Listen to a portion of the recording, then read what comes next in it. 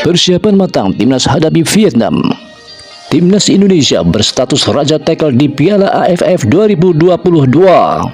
Timnas Indonesia ternyata memiliki sejumlah pemain yang tersebar di hampir semua posisi yang mampu melakukan tackle sukses dengan jumlah yang melimpah di Piala AFF 2022. Untuk lini tengah, pemain Timnas Indonesia dengan catatan tackle sukses tertinggi ialah Mark Locke. Catatan ini memang membuktikan bahwa ia punya atribut defensif yang mumpuni. Dari total 5 tackle, 4 diantaranya berhasil. Dengan kata lain, persentase tackle sukses yang dibukakan pemain kelahiran Belanda itu mencapai 80%. Selain Mark Locke, Marcelino Ferdinand ternyata juga membuktikan bahwa dirinya tak hanya piawai menjadi gelandang serang, tetapi juga mampu membantu pertahanan. Pemain usia 18 tahun ini, 4 tackle sukses dengan persentase keberhasilan mencapai 80%.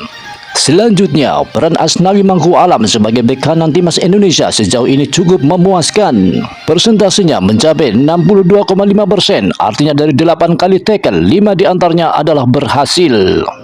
Dan inilah dari seluruh nama pemain yang ada, Sadil Ramdhani menjadi peraih tackle tersukses tertinggi di skuad Timnas Indonesia selama fase penyisian grup Piala AFF 2022. Sebab dari total 4 penampilannya yang berlangsung selama 225 menit, Sadil sukses melakukan 6 kali tackle sukses. Persentasenya sangat impresif, yakni 100%. Timnas Indonesia wajib memetik pelajaran berharga dari 2 pertandingannya di fase penyisian grup A Piala AFF 2022, yakni ketika menghadapi Kamboja dan Filipina. Sebab Vietnam kerap menjadi mimpi buruk bagi Timnas Indonesia dalam beberapa tahun belakangan. Armada Park Hang-seo itu juga mendominasi rekor pertemuan atas skuad Garuda.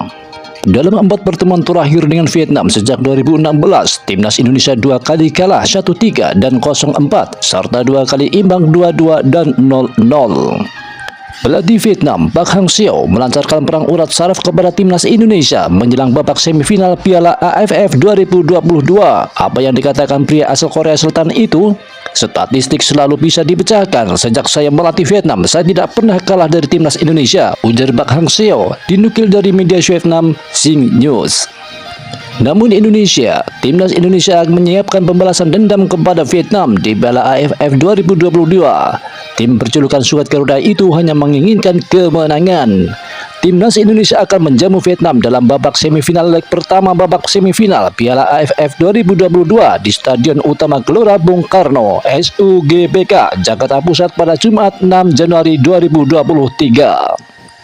Salah satu media Vietnam CVN mengingatkan Timnas Vietnam tak jumawa kalah percuma Indonesia di kandangnya. CVN menyoroti secara pasang surut skuad besutan Park Hang-seo itu tiap bertanding di SUGBK.